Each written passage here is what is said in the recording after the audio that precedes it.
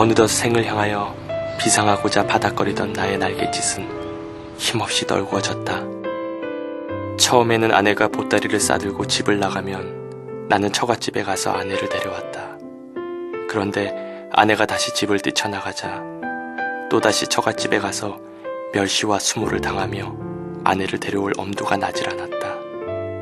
이제 커가고 있는 어린 딸들의 장래를 생각하면 내가 어찌하든지 살아야 한다는 강한 의지가 샘물처럼 솟아나다가도 단단한 현실의 벽 앞에 서면 나는 아무 쓸모가 없는 무기력한 인생일 뿐이었다. 병든 몸으로 수모를 당하며 살아가는 것도 서러운데 아내마저 나를 따뜻하게 대해주지 않고 고통스럽게 하니 살아갈 의미도 의욕도 사라졌다. 죽음이라는 그늘을 헤어날 길이 없다고 판단한 나는 이 비참한 삶을 빨리 끝내고 싶다라는 갈망 속에서 수면제를 사서 모아놓았고 처갓집에 가서 아내를 데려오는 것보다 차라리 죽는 것이 낫겠다는 생각이 들어 그동안 모아놓은 수면제 20알을 한꺼번에 먹었다. 그런데 내가 수면제를 먹던 바로 그날 친정에 있던 아내는 밤잠이 오지 않고 불안해지면서 필시 집에 무슨 사고가 났을 것만 같은 생각을 떨칠 수가 없어 불안한 마음으로 급히 택시를 타고 집에 도착해보니 남편이 약을 먹고 죽어가고 있었다. 급히 병원으로 옮겨 치료받게 하였기에 나는 다시 깨어나게 되었다. 목숨을 끊는 것조차 내 마음대로 할 수 없구나. 이젠 다신 자살 시도를 하지 말아야지. 병원에서 정신을 차리게 된 나는 어떤 운명의 힘을 느끼게 되어 다시는 자살할 생각을 하지 말아야겠다는 다짐을 하였다. 어느 날 류마티스 관절염에는 고양이가 몸에 좋다는 말을 듣게 된 아내는 수소문하여 고양이를 사왔다. 그래서 고양이를 삶아 나에게 주었는데 잘못 삶아지면 매우 고약한 냄새가 났다. 그럴 때면 차라리 먹지 않고 죽는 편이 더 나을 것 같았다.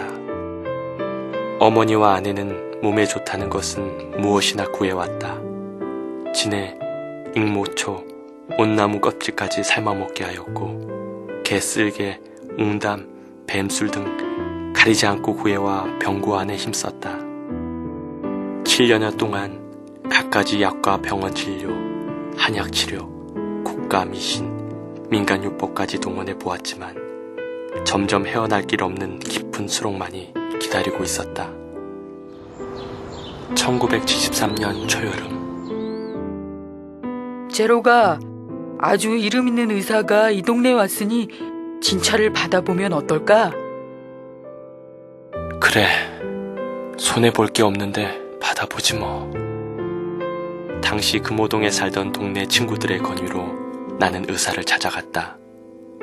의사는 진맥을 하더니 이렇게 처방을 내렸다. 당신은 살아있는 것이 기적입니다. 도대체 맥박이 뛰는 것 같으면서도 뛰지도 않으니 지금 살아있는 게 신기하네요. 당신이 병을 치료받을 수 있는 한 가지 방법이 있습니다. 당신 젊어서 운동한다고 많이 두드려 맞았지요? 그래서 이곳 저곳에 어여린 죽은 피가 온몸에 깔려있어 이렇게 된 것입니다. 그래요? 그 처방이 무엇입니까?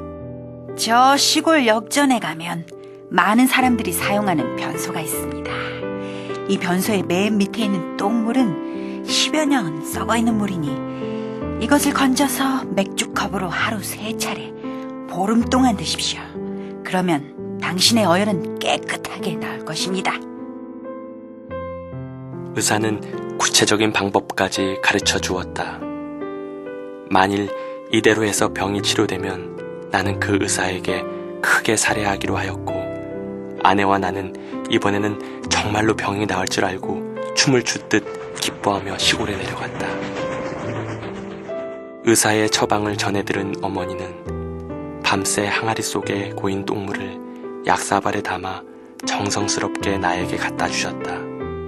이렇게 하여 나는 15일 동안 하루 3차례씩 거르지 않고 마셨다.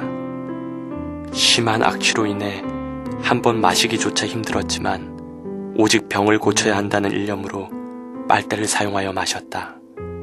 그러나 이를 닦고 닦았지만 악취는 어쩔 수 없었다. 이렇게 정성스럽게 똥물을 마셨건만 아무 효력이 없었다.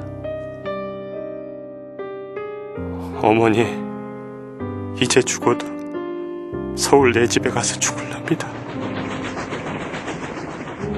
마지막 희망을 걸었던 똥물조차 해프닝으로 끝났기에 하염없는 절망에 빠진 우리 부부는 서울에 다시 올라왔다. 이제나 저제나 빨리 죽었으면 좋겠다는 마음으로 누워 허송세월을 보낼 뿐이었다.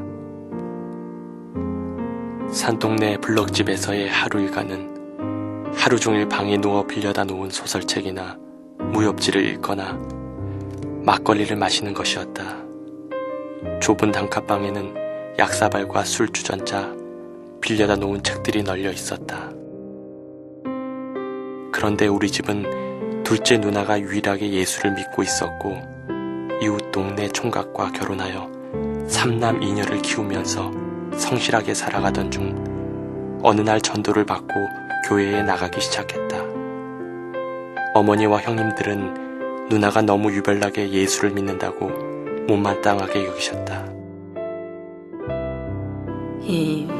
너는 땀 흘려 농사지어 교회에다 바치기만 하고 일요일이면 일도 하지 않고 교회에 가니 가난할 수밖에 없지 않냐. 어느 세월에 부자가 될 수 있겠냐.